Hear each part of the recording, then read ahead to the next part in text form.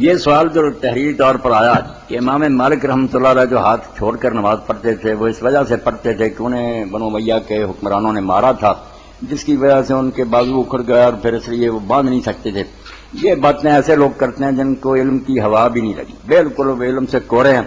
یہ نہیں جانتے کہ امام مالک تو پیدا بھی نہیں ہوئے تھے اس وقت سے لوگ ہاتھ چھوڑ کر نماز پڑھتے۔ مالک نے شروع کیا یہ، اس سے پہلے تابعین کے جتنے چوٹی کے لوگ تھے، محمد ابن سیرین سے، حسن بصری سے بصرہ میں،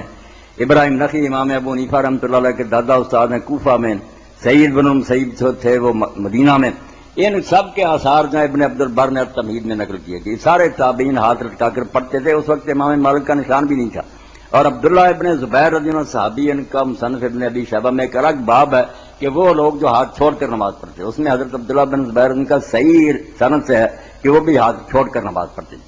اور مالک کے ہم اثر لوگ تھے، لیث ابن سعد مصر میں امام مالک کے پایا کے امام تھے، ان کا بھی مسلک کئی دیر تک مصر میں رہا، وہ بھی ہاتھ چھوڑ کر پڑھتے تھے۔